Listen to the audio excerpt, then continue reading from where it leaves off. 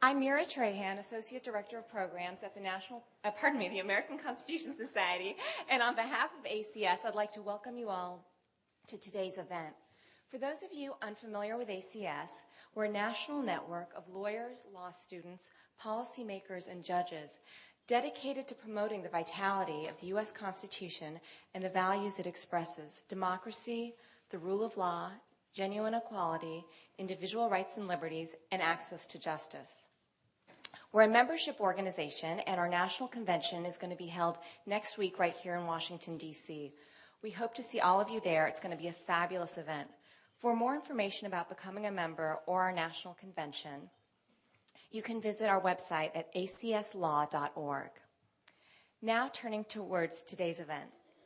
As everyone in this room knows, last month, Justice Souter announced his intent to retire from the Supreme Court, and President Obama subsequently announced his selection of Judge Sotomayor of the Second Circuit to replace Justice Souter. These events naturally raise a number of questions that go to the core of our legal system. What is the proper role of courts in our system of government? What qualifications should we expect from a Supreme Court nominee? And how might a person's background influence the way they view cases and make decisions? Turning more specifically to Judge Sotomayor, what does her record, compiled over years on the federal courts, tell us about the kind of justice she might be? What is the relevance of her personal story or her professional background to her nomination? And since she's been dubbed the savior of baseball, might she be able to help the Nationals if she comes to D.C.? We have a stellar panel here today to help us sort through most of those questions, and our moderator will be the supremely qualified Dahlia Lithwick. Dahlia is a senior editor at Slate and writes on a wide range of legal issues, including judicial nominations. Her writing is always insightful, accessible, and humorous, a rare combination in legal writing today. We're so glad to have her with us now. Dahlia? Thank you, Mira. We are going to take questions at the end. We'll try to save about 20 minutes for questions, just so you know. And I want to start by saying, can you all hear me in the back? Nod vigorously if you, yes? Okay. I want to start by saying thank you to Mira, thank you to ACS, and what an honor it is to be asked to participate in this program, and thanks to ACS for putting it on.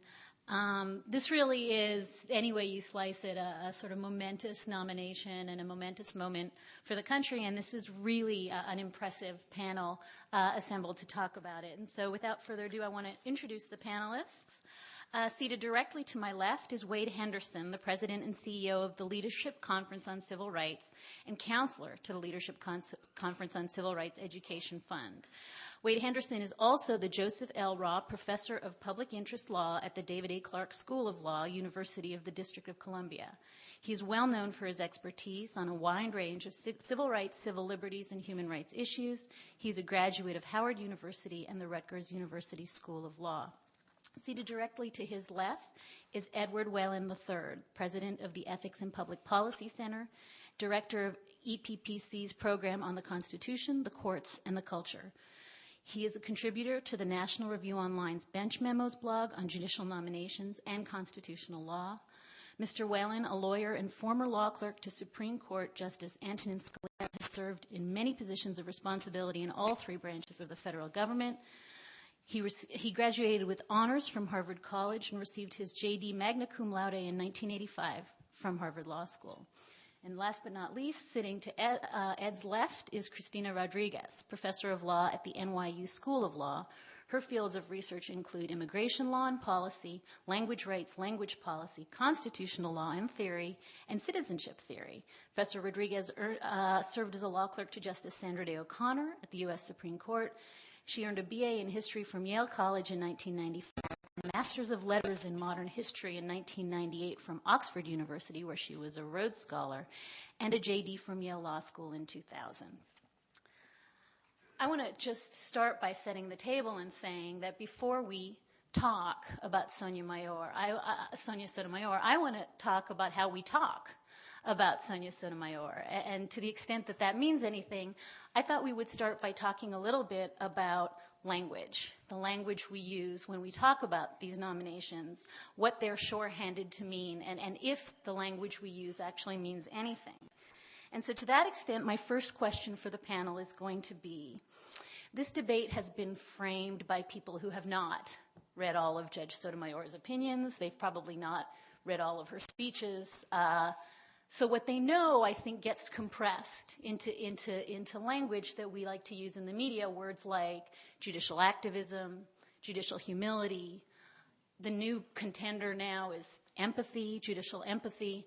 And I wanted to start by asking the panelists, do those terms have any legal meaning? Do they have any constitutional meaning? What do they mean? Are they useful terms? Or are they hampering the debate?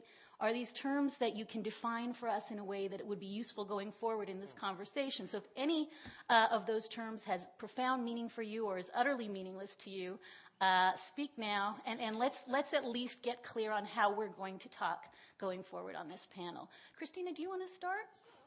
I'll start.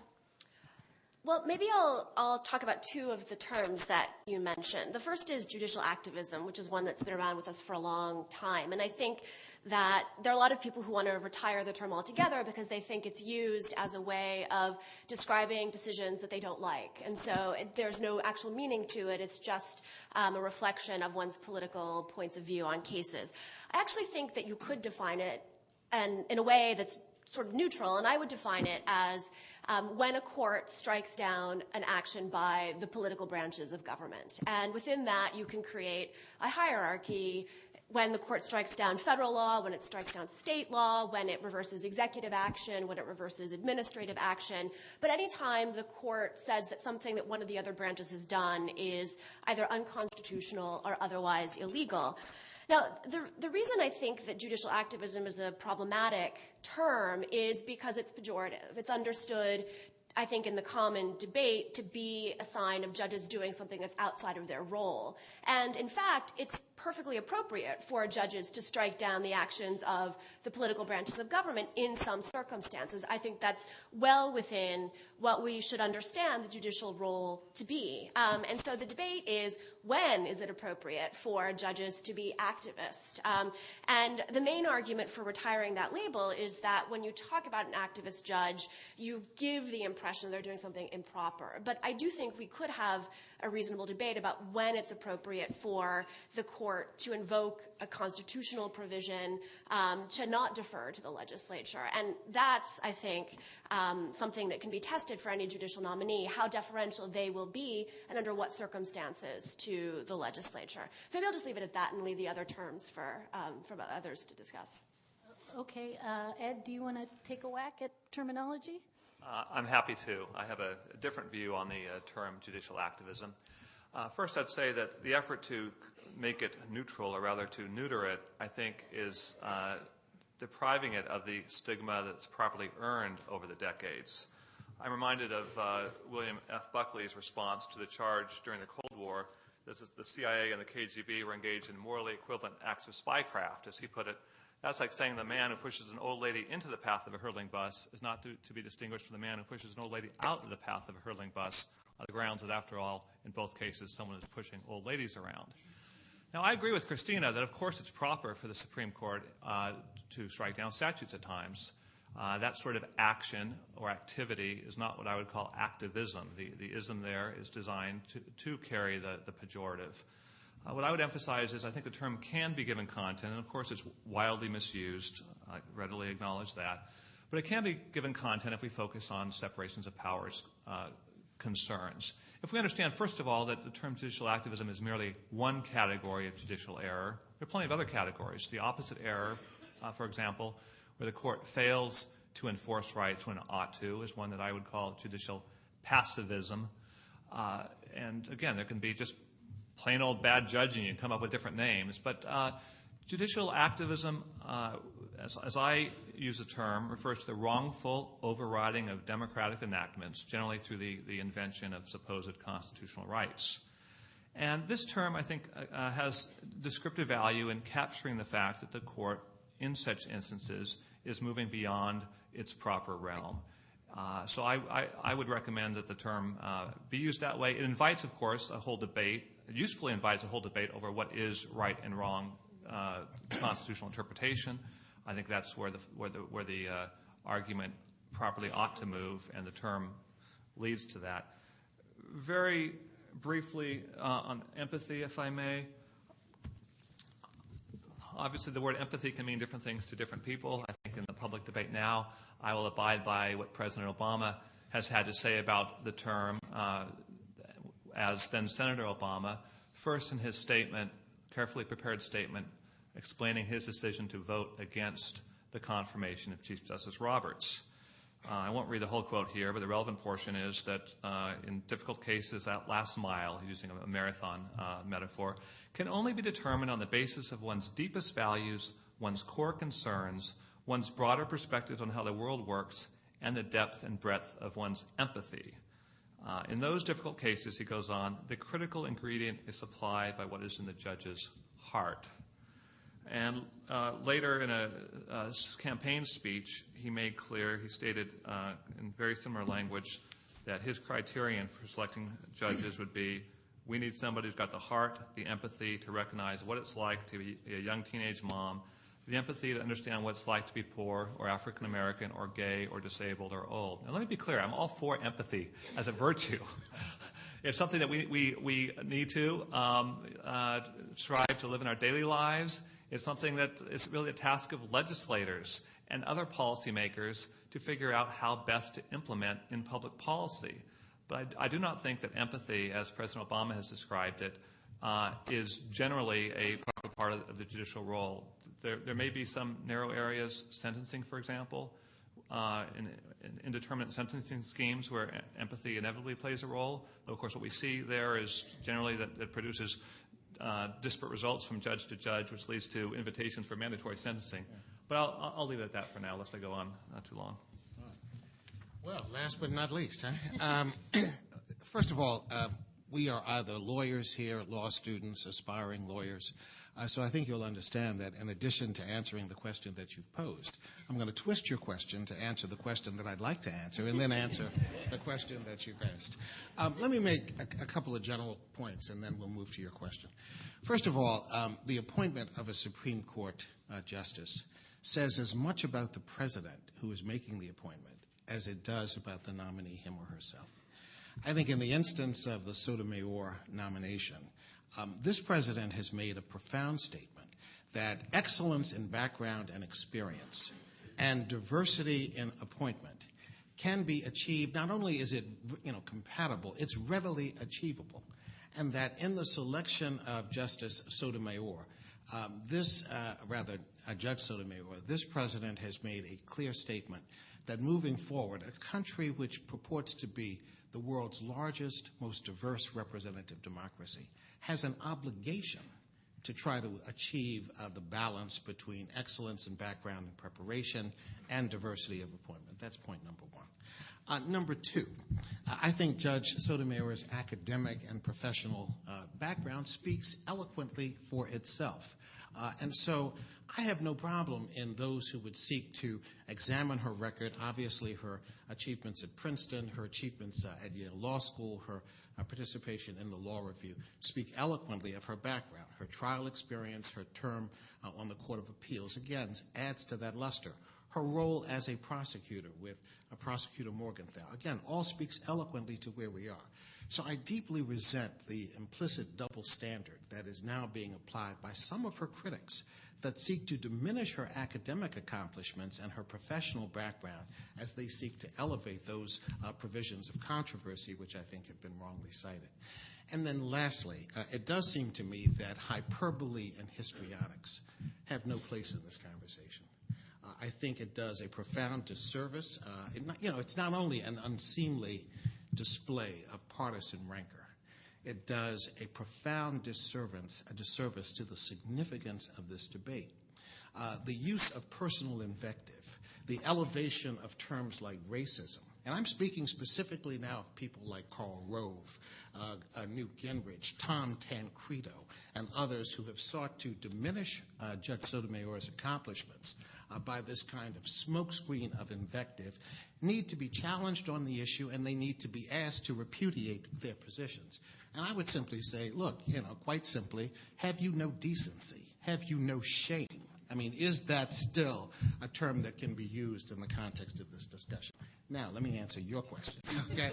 I would say, first, that there is a very simple definition of judicial activism. It's taken from Black's Law Dictionary. It defines it as a philosophy that motivates judges to depart from strict adherence to precedent or when a court steps on the role of other branches of government. But more precisely, I actually support the definition of Wendy Long of the Judicial Confirmation Network, who says the following. In our country, judges are the servants of a written constitution, the first one in history and now widely emulated, and the laws that we make through our elected representatives. This is the definition of self-government or government by consent of the governed. So in America, under the rule of law, judges are bound to apply neutrally the law that is written in the Constitution, Bill of Rights, and the laws enacted by the representative bodies of the people. I believe that as a point of philosophy to be true. Obviously, judges, and particularly on the highest court of the land, will apply those principles and interpret them, apply them to new circumstances which might deviate from established precedent. But I also believe that Christina is accurate. The term has been bandied about by both sides of the debate for so long that it has lost any real meaning. So you have to give it context. And for that, I look to a recent column by Norm Orenstein, someone who is a contributing scholar for Roll Call, who cites the North Austin Municipal Utility District voting rights case and the recent arguments that were held at the Supreme Court to give us a sense of what judicial activism from a conservative judicial perspective may mean. Now, obviously, the court will make the decision on that case, so I won't prejudge it. But certainly from the questions that were posed by Justices Scalia, Justice Roberts, Justice Alito, there seemed to be a complete dismissal of the rightful role of Congress in making a determination that a law which seeks to establish certain protections, in fact, has a basis in the Constitution for doing so, and with thousands of pages of documentation, represent the rightful role of Congress in making those decisions. Any deviation from that posture, it seems to me, does raise questions about judicial activism, and I think is a living example. And then empathy, I think, speaks for itself. One can look at a conventional dictionary, and it essentially translates into having the capacity to put oneself in the shoes of another. That is a human trait that we aspire to in evaluating the circumstances that we may confront on the part of others. Certainly that trait should be applied to judges as well.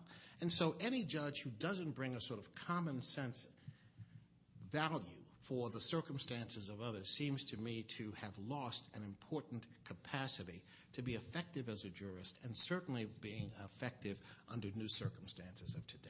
Thank you. Christina, do you want to talk about empathy for a minute just to round out the circle here? Okay. I think I've thought a lot about what it might mean because I agree that it's a vague term, and a good reason to define these terms at the outset is precisely because they can mean lots of things. But I think at the end of the day, and this is reflected in the quotation that Ed gave, and what I've also read that President Obama has said, is that he thought it important, or thinks it important, to appoint individuals who understand that they're human beings behind the law. The law is not just a matter of applying rules that can be understood in a scientific way. There are human debates and human conflict that are being resolved through the law. And the case that always comes to mind when I think about this, and the judge who comes to mind, which is someone a lot of people would not necessarily associate with the trait of empathy, but it's a case decided by Judge Posner in the Seventh Circuit. And he has gotten a lot of publicity for basically taking to task immigration judges for mistreating litigants in the system, for berating litigants in the system. And there's one particular case where the immigration judge applied a series of procedural deadlines to a claimant despite the fact that he'd filed all the appropriate forms and had relied on the government as well as his lawyer to do what he thought he was supposed to do, and he was nonetheless ordered deported. And Judge Posner finally says, I'm not going to allow the system to grind up this person into bits. He is someone with claims, and he didn't use the term empathy, but I understood him to be be thinking about the human costs of an application of the law that was necessary to advance the goals of the law, and something he couldn't bring himself to ultimately do. And so it's the notion that there are human beings behind the law and there are practical consequences to legal decisions that I think I take the word empathy to mean. This term does, though, seem to have generated a false controversy over whether the president, by using the term empathy, has injected a new, unrelated element to conventional evaluation of judges and judicial appointments. No one to challenge Justice Alito, now Justice Alito, when he said that his immigrant background would make him a more sensitive jurist in evaluating cases that come before him. No one said anything about Justice Thomas when he talked about the poverty of his background, economic poverty, providing a basis for which to make evaluations in a sympathetic way toward individuals who come before him.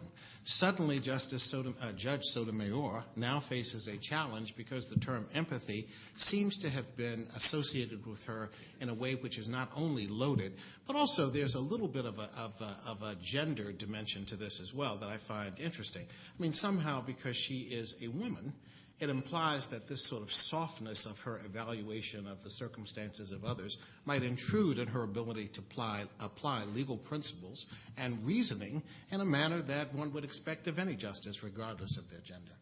Ed, I want to use Wade's answer to my first question, which was going to be my second question. But Ed, I guess what I want you to do is answer this question that Wade has raised about, does biography matter, and does diversity matter, and does your backstory matter, and when does it become bias, if at all, and why are we talking about this, and is it a good or bad thing that we're talking about this? Well, let me try. I think it's difficult to discuss some of these things in the abstract, and in some ways, the more the discussion is focused on the particulars, the easier it may be to clarify. I will say, though, that first, that to the extent that the term empathy is loaded, it's President Obama who's done the loading. He did it in voting against Chief Justice Roberts' statement there. And, of course, it's that the term has also, the charge has also gotten currency from some of Judge Sotomayor's speeches, where she indicates that she will indulge what might be called her own sense of empathy. But let me address specifically your question. First of all, there's no it's clear that biography plays an important role in the political reality of Supreme Court nominations and the confirmation process. I have no objection to that. It's inevitable. I think it's perfectly proper. I will say that Sonia Sotomayor has an inspiring life story, admirable in lots and lots of respects, and I think it's very much to her credit. Dolly, if I fail to address some of your subparts, please let me know. I think that experience inevitably shapes a judge's understanding of certain things, and I would never deny that. The challenge is always to make sure that you're not indulging your experience in improper ways. But take, for example, the simple matter of a trial judge as a finder of fact, making credibility determinations. You're making a determination based on your own experience, who's lying to you and who's telling the truth. Similarly, on summary judgment, whether by the district court or on appeal, you're making a judgment as to what range of inferences may reasonably be drawn from certain pieces of evidence.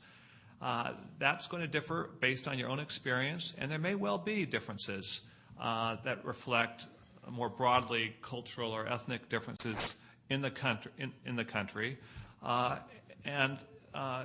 those are inevitable. I mean, you cannot tell a judge, don't be who you are in deciding whom to believe in this particular case. It's an impossibility. Now, you do want to make sure that someone doesn't have a biased thinking that, this person is of this ethnicity, therefore he's probably telling the truth or probably lying. That obviously would be a very, very ugly stereotype. But it's impossible to separate out the experience from a lot of these things.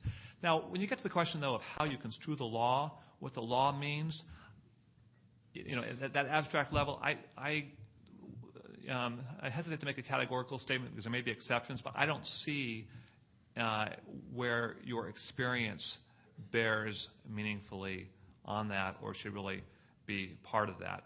In terms of Judge Sotomayor's experience, Wade discussed several aspects of her experience that I think, all other things being equal, are real contributions as a prosecutor, or for that matter, as a criminal defense attorney if she had been that, as a district judge, understanding how trials work.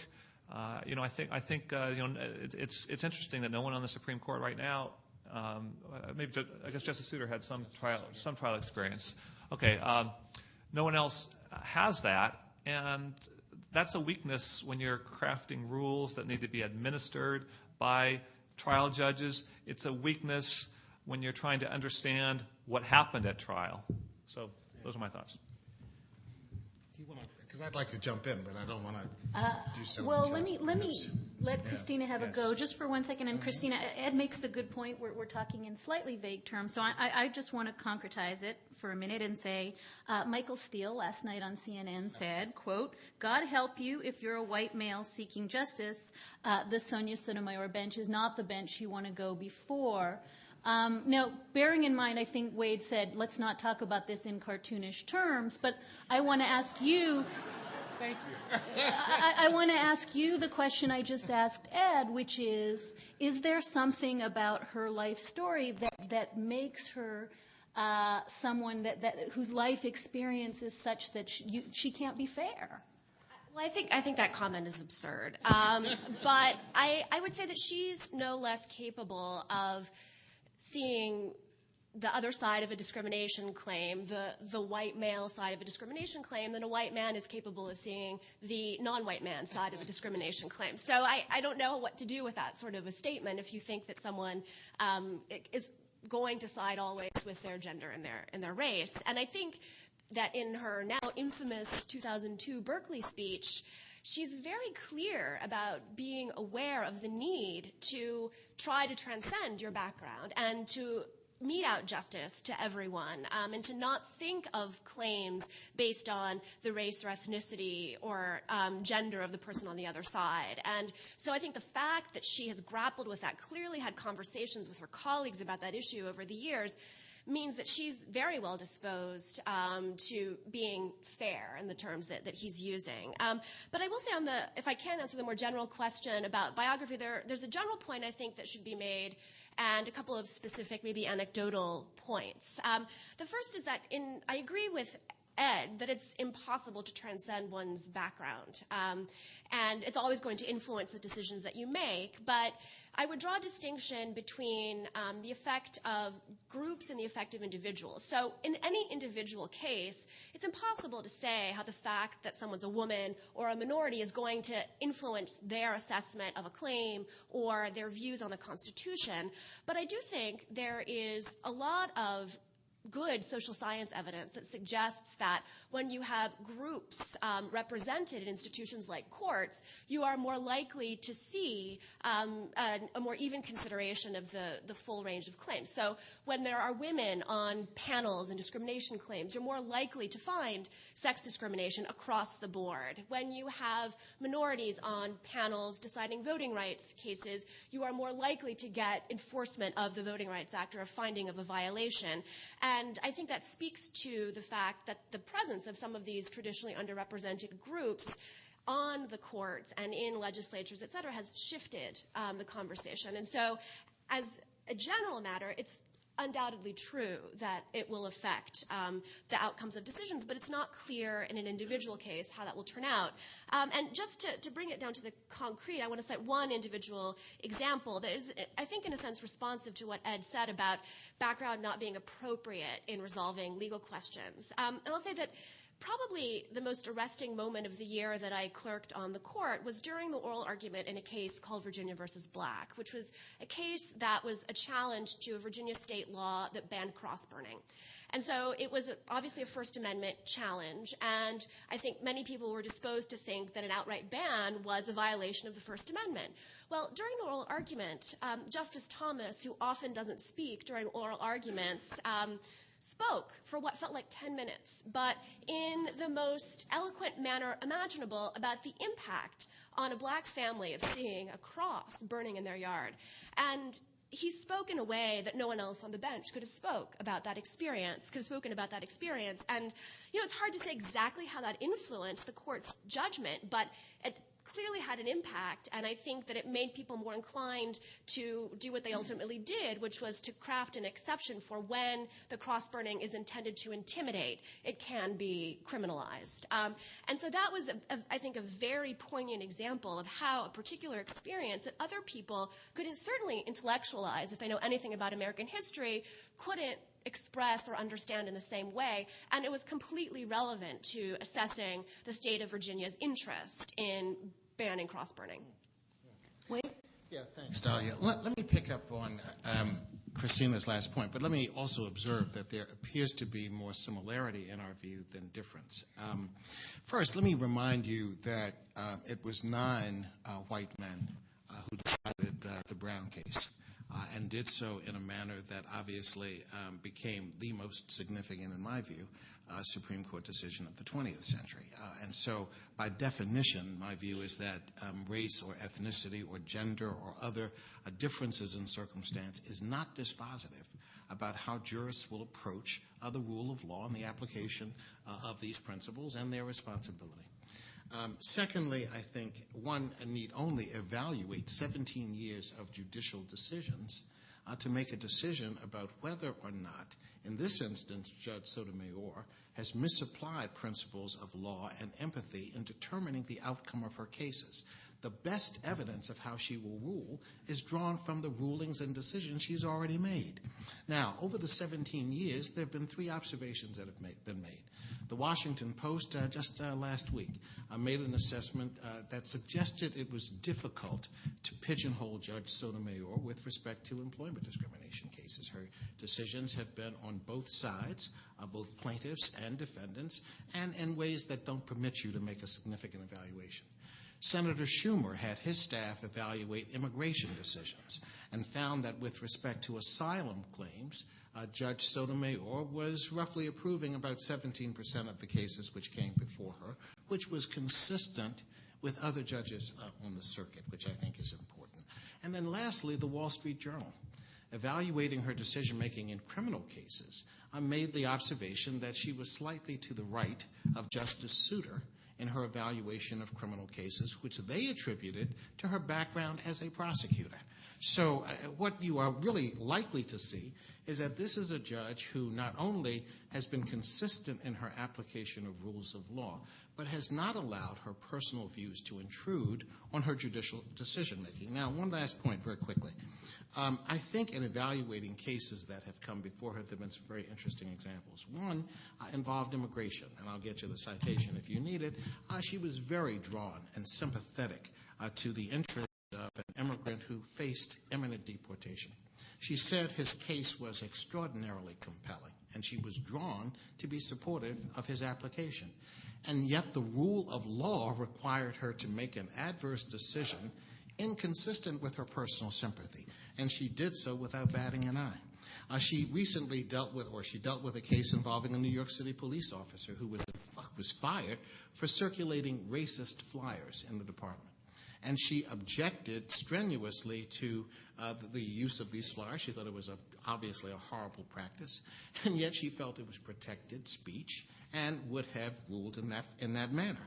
And then she has also looked at other cases. So all I'm saying, guys, is that one need not speculate about how she will rule with respect to these cases. One need only evaluate the record before you to make those determinations, and I think it's important. And one last point. Sandra Day O'Connor was noted for having made an observation about the role that Justice Thurgood Marshall played in many of the cases coming before the court involving civil rights claims. And she credited Thurgood Marshall with not only educating her, but educating other members of the court about the real-world circumstances faced by African Americans on a daily basis in dealing with issues similar to those who came before her. That is a difference that is healthy. That's a difference that allows judges to incorporate real-world circumstances into these rather neutral rules of law. There's nothing wrong with that, and we shouldn't be afraid of it. Do you want to respond to? Yes, very briefly. First, I agree with what Christina and Wade say about the value of diversity in collective decision-making. I think they've both provided excellent examples. I think that doesn't mean, though, that we cross the line into indulging values and experiences and saying what the law means. I think there's still a big gap there. And we probably don't have time to parse it here, but I read Judge Sotomayor's Latina voice speech very differently than Christina does. Wade has made the point that Judge Sotomayor's record ought to be the primary basis of judging her. I agree the record ought to be an important part of it. I would say, though, that the speeches, in many respects, offer the clearest window on her thinking. When she's deciding cases, she's doing so as a Second Circuit judge, bound by Second Circuit precedent, bound by Supreme Court precedent, working on a very collegial court that evidently goes to great lengths to hammer out consensus. I'm not saying that her record isn't meaningful to look at. It sure is. And there's some one can find different pieces of evidence there. I will just highlight that I'd encourage you to be very skeptical about any statistical overview. I'll note especially the Wall Street Journal article that Wade referred to, used as Exhibit A in its argument that Judge Sotomayor might be to Souter's right, a claim that a 1999 ruling that she wrote somehow prefigured the Supreme Court's ruling this January in a case called Herring v. United States. Short version, that's White House spin. What Judge Sotomayor did in 1999 was merely apply a 1995 case, I believe it's called Evans v. Arizona, in which Justice Souter was in the majority. She did not address the issue that the court addressed this January. But let me make one response. I mean, it does seem to me interesting that Ed would suggest that the mic is not on. Hello? Thanks, Ed. I appreciate it. Let me say, Ed's argument seems to suggest that an evaluation of a 17-year judicial record in which one reaches judgments about the manner in which similar cases are handled with principles applied by the same judge is somehow not helpful in deciding, or let's say not dispositive, that was your term. And I agree with you, it shouldn't be dispositive. But parsing speeches, and in particular one speech, as if that were to provide insight on the basis of judicial decision-making, when you have a record in front of you to evaluate, is like reading the entrails of a goat in an attempt to determine how effective your parsing of these ideas will be in the future. I reject that. I think that empirical data is the best evaluation of empirical decision-making. Christina, respond, and then we'll move on. Add one thing to that exchange, and maybe I find myself somewhere in the middle. I do think, and I've written this, that the most important source of evidence about how she would be as a judge are her opinions, and that the overwhelming emphasis on biography is something that happens a lot to women and minorities when they're pushed into high-profile positions. But the one thing that I will say is that it is difficult to extrapolate from what her work has been on the Court of Appeals, because the Supreme Court job is very different. And on the Court of Appeals, she is, for the most part, applying precedent, circuit precedent as well as Supreme Court precedent. And despite what you think about judicial activism tendencies, that very much constrains courts of appeals judges. And I think it accounts for a lot of what some people describe as the straightforward, sometimes dull writing style, not just of her opinions, but of courts of appeals opinions. And she's going to have much more freedom on the Supreme Court, obviously because they're asking and answering questions largely of first impression. And she will have a philosophy eventually of stare decisis, the extent to which she's bound by past precedent, but often there won't be that precedent. We really know what kind of Supreme Court justice she's going to be. And I think you'll find, if you look at most any justice, they are very different at the end of their careers than people might have expected them to be at the beginning. And so even though I think the courts of appeals judgments are extremely useful as evidence and should be prioritized, she should also, and I think we're going to get to this, be asked other kinds of questions that aren't addressed in her paper trail. Let me stay on diversity for one more minute and say that although everybody's overheating about the diversity of this pick. There's a way in which this is a profoundly not diverse pick, and that is, oh my God, we've just picked another Court of Appeals judge. And Ed flicked at this in his earlier comments.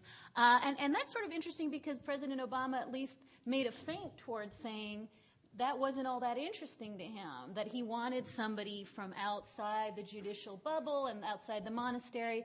And, you know, there was Janet Napolitano floating around, and there was Jennifer Granholm floating around. And I just want to ask, and I don't know that we need to talk about this for a big long time, but both in terms of thinking forward and also thinking about this pick, and also putting somewhere in the back of your head John Roberts' claim in February that this is a great bench because everybody comes from the courts of appeals. It's very thinky and scholarly and narrow. I wanted to ask you to react to that. And why don't we start with Wade, just because you're laughing the hardest. I am laughing hard. Thanks, Ed.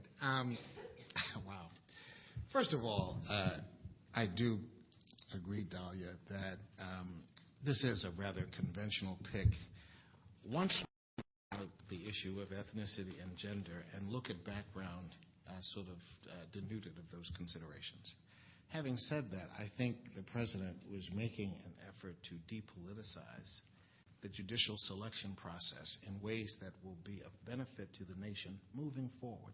I think we certainly have had evidence of the kinds of what have been characterized, and I think unfairly characterized, as the culture wars of the 80s and 90s, and I don't think that's really what this has been about at all. But having said that, I think this to provide Congress with a solid nominee for whom there would be little dispute, was fully qualified for the appointment, and that the historic dimensions of that appointment were secondary, but that he would start a process moving forward. Secondly, I agree with Ed when he suggests that the kind of background which we're looking for perhaps needs to be broadened. You mentioned, for example, the fact I cited the fact that she's a prosecutor, and that's a positive consideration. I'd love to see a defense counsel. I'd love to see someone who works in public interest law. I'd love to see someone outside of the fraternity sorority of the courts of appeals selection to bring a greater diversity and perspective to the table. And we hope moving forward that that would be reflected. Dahlia, I think you cited an excellent candidate, and that is Governor Napolitano. And her political background seemed to mirror that of Sandra Day O'Connor's in providing the kind of background and significance that would be of assistance. One could cite Deval Patrick as another example of a similar background. But what I would say is that, of course, the Constitution leaves that choice to the president. And in this instance, it is both a substantive choice, it's a political choice, but I also think that by piercing the veil of the exclusivity of the Supreme Court and its impenetrability with respect to ethnicity and gender, we are setting a stage and a foundation for a more progressive, more diverse group of selections in the future. Points. Presidents often talk about getting someone from outside the judicial monastery. President Clinton said he wanted someone with a, big heart, and was looking at Bruce Babbitt and Mario Cuomo, and ended up with two Court of Appeals judges as his nominees. President Bush, trying to go outside the judicial monastery, picked Harriet Miers. I think, Dolly, you've written that when it comes down to the tough choice, someone who has been a Court of Appeals judge has been doing the work that is most like that of a Supreme Court justice. There's a qualitative difference, as Christina and I have discussed, but still, I think the best, and if you want to make sure someone has the quality to do the work, is good at it, there's nothing better than Court of Appeals experience to reflect that. I'd be delighted to see Court of Appeals judges, nominees for the Supreme Court who have broader previous experience. But I would definitely put a premium on having been an appellate judge. State Supreme Court or appellate courts would count as well. I don't like the idea of politicians on the court. I don't want judges who act like politicians. The best way to get a judge who acts like a politician is to put a politician on the court.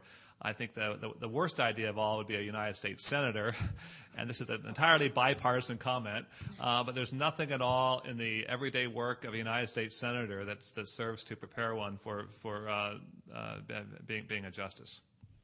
Christina, first of all, defend another Yale Law alumnus, please.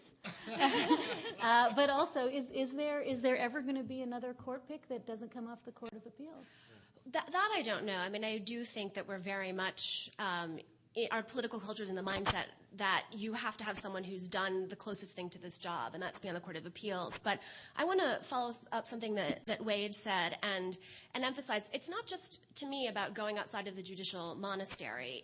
For me, my strong view is that it's important to have someone with legislative experience on the court. Just one, not 9, at least just one, for a variety of reasons. One is that a lot of what the court does is evaluate the product of what Congress has done and what state legislatures have done. And if you don't know what goes into that process, if you don't know how difficult it is to gather evidence and how you need to be able to experiment with your legislative tools to address social problems, then you're just not going to have the same perspective on the issue. And I think having someone who's had that experience, like a Justice O'Connor, and this is a biographical point, it's something I very much learned from being exposed to her, that's an invaluable asset. And I also think that being in politics also ensures that you know the value of compromise, and compromise in a really deep sort of way, not the let's get 5 votes in order to get the judgment out the door. It's a kind of compromise that sometimes you have to give up on certain of your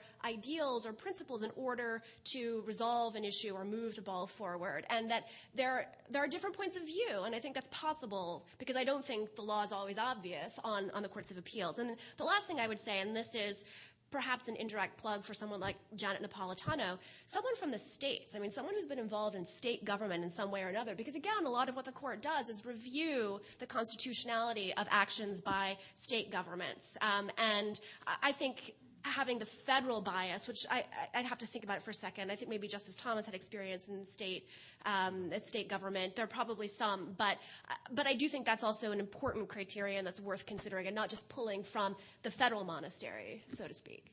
You know, speculation is inappropriate. It only takes us so far. But if I had to propose a kind of candidate, real-world experience, that would be, I think, an ideal candidate for some future appointment, it would be Hillary Clinton. I mean, she's had a wealth of experience. She has served in the state and federal sector as a senator. She's obviously, had experiences that I think have brought her a wealth of knowledge and understanding and empathy for people who might face difficult circumstances. And I could easily see President Obama at the end of perhaps a second term.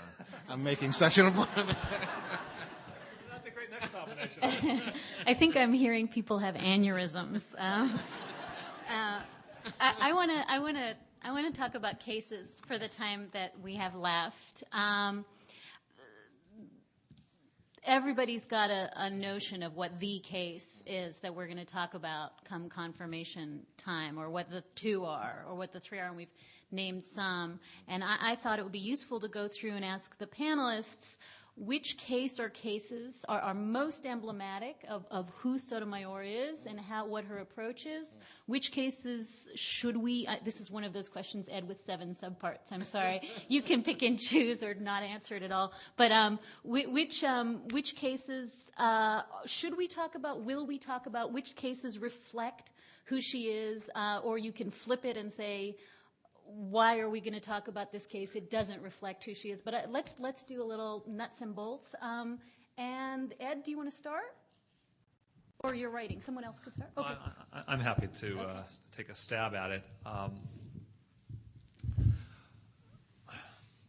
Obviously, the New Haven firefighters case, Ricci v. DeStefano, is getting a lot of attention. I think more for reasons of procedural puzzles than any clear view as to what the substance of that ruling ought to be. At least that's my view of things.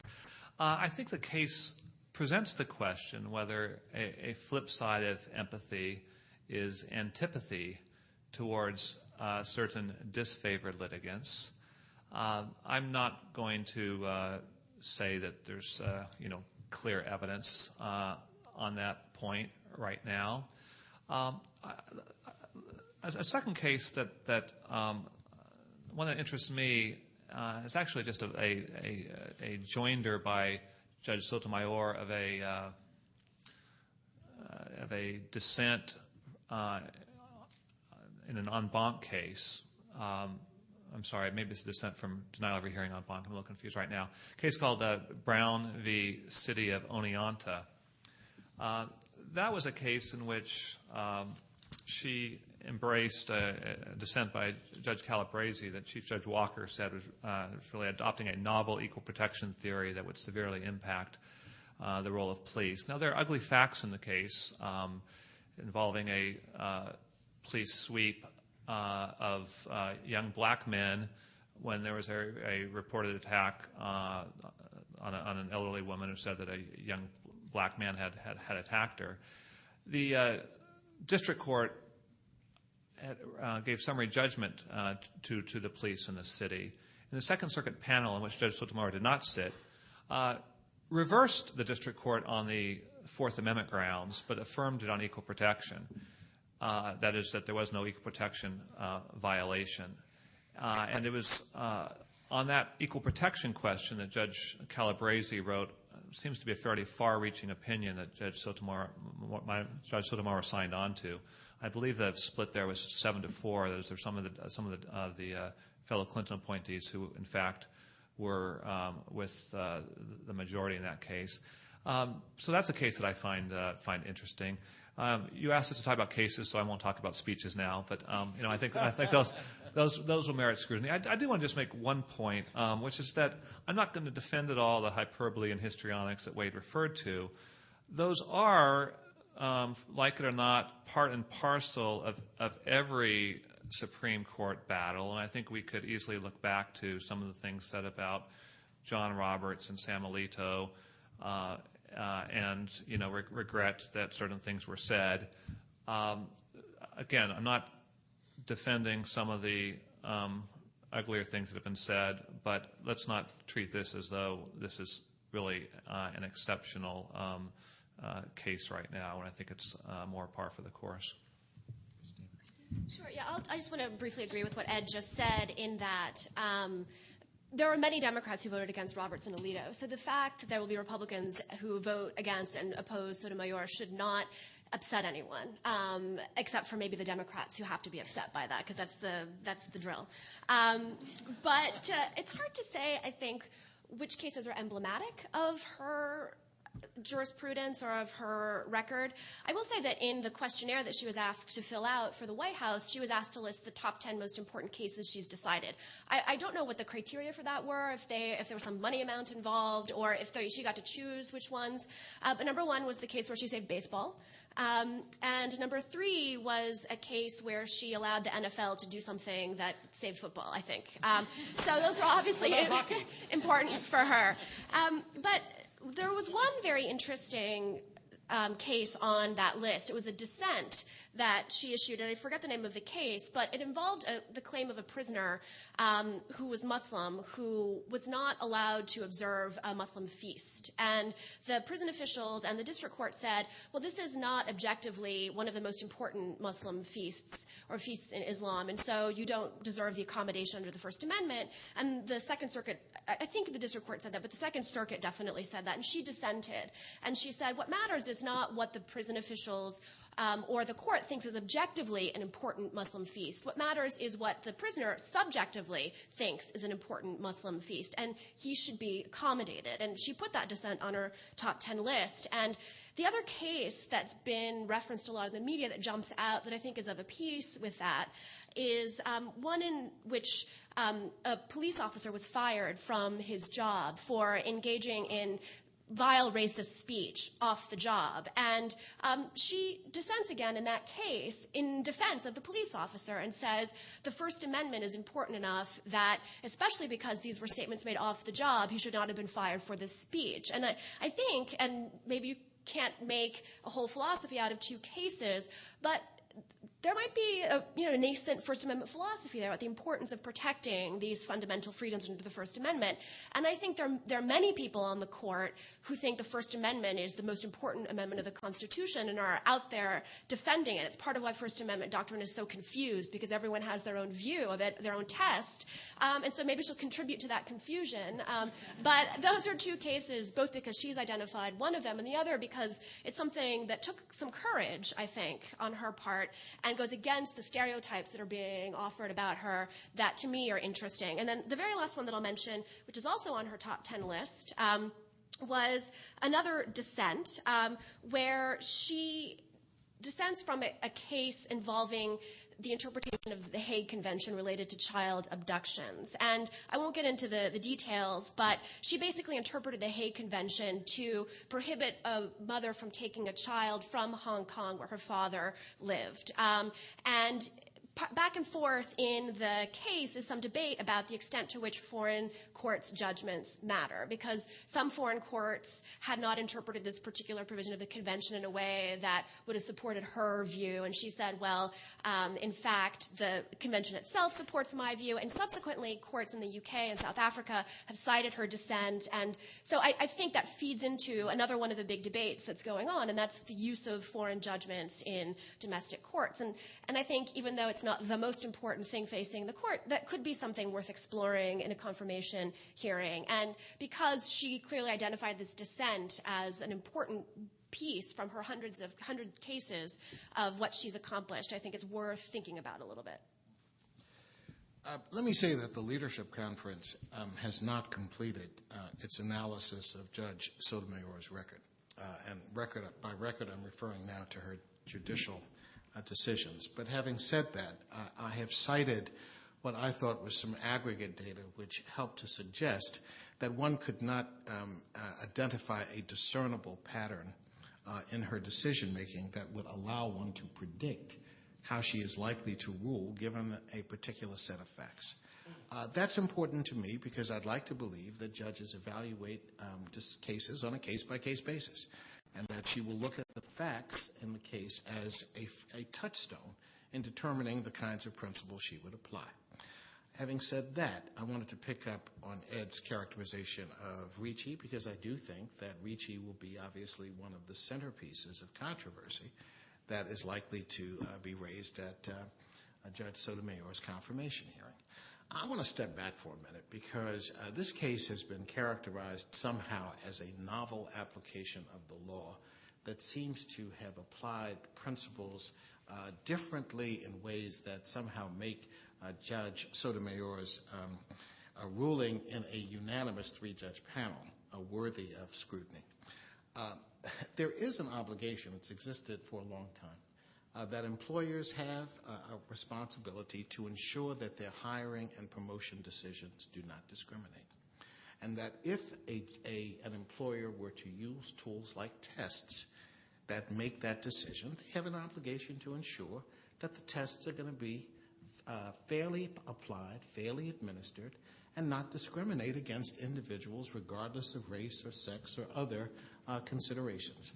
Now, what's at stake in the Ricci case is the ability of state and local governments to, in fact, ensure equal opportunity and to protect individuals from discrimination, and that if they discern that instruments that are being used have that possibility, they have the obligation to address it. Now, New Haven has an interest that we share in common. They want, they want lieutenants and captains in the fire department that are capable of doing their work, and they want to have the best candidates available. And if they apply a test that is trying to determine how individuals will perform, and they determine in advance of validating the test that somehow the result of that test is going to produce a skewed outcome, they have an obligation to investigate. And if there are better non-discriminatory techniques that can be used, they have an obligation to use them. From our perspective, this is not a unique case in that sense. Now, Judge Sotomayor evaluated a district court decision that was based on the facts before her. And as I've said, there have been other instances where she has been quite sympathetic to the underlying fact but applied the rule of law consistently with precedent and what precedent requires. She issued a sympathetic observation in this case, but she joined a unanimous panel, which included, by the way, a Bush appointee, I believe, who made the decision that under these circumstances, this was not a case that they could support overturning. And that judgment was based, or rather supported in concurrence by a majority of the Second Circuit Court of Appeals. Now, the Supreme Court is elected to take up the case. They will decide the facts, and we'll have to make that evaluation. But I don't want to treat this as somehow sui generis with the application of legal principles by Judge Sotomayor, nor that this somehow emerges into a new controversy worthy of somehow challenging her ability to be confirmed as a justice. One last point, and that is Brown. No, you raised it. I got to address it. Please. Brown versus the Oneonta city involved, I think, a mass detention of African-American candidates. And yes, it was a search. And what she said was, look, you arrested every Negro in town, okay? And you held them up for evaluation. And I understand the victim in this case, and I'm not challenging the victim, did make an assertion which said that the crime had been conducted by an African-American. She found in this instance that it was not necessarily a violation of the Fourth Amendment. But she did make a decision, along with Judge Calabrese, who is not known for being a flaming liberal on these issues. Need I point that out? And yes, it may have been a novel application of the law, but in this instance, it is not such a unique departure that somehow, it deserves some particular scrutiny. And then your last point was this. Your last point was that you weren't defending the use of hyperbole and histrionics, but as you said, it happens on both sides. Anytime someone says that you are a member of an organization, in this instance, the National Council of La Raza, which is the Latino equivalent of the KKK, you've gone beyond the pale. When you introduce the term she's a racist, and you haven't evaluated one thing that she has done, and you have introduced the most radioactive term in American society into the political debate and applied it to a woman who has been nominated first by a Republican president and confirmed by the Senate, nominated secondly by a Democratic president and confirmed by the Senate, and you use that term casually. Just so it's clear, you're saying you, and you're not saying me. No, not you okay, at all. Just want to make that clear. Start throwing things at me. No, Ed, not me. But having said that, oh no, I believe you have to be held to a different standard, and you are beyond the political pale, and you deserve to be challenged on it, not you personally. Yeah.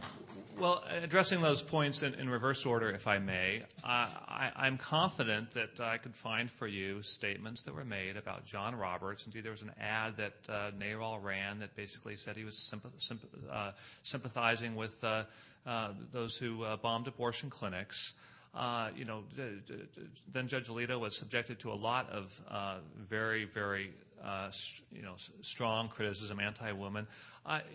Look, there's nothing. Look, I agree with you. The racism charge has a special stigma, but there's a lot of nasty talk, and I just think that we ought to do our best not to engage in it. I'm not defending it. I am saying that it is a fact of modern American life, a fact of a democracy in which there's vibrant and exchange.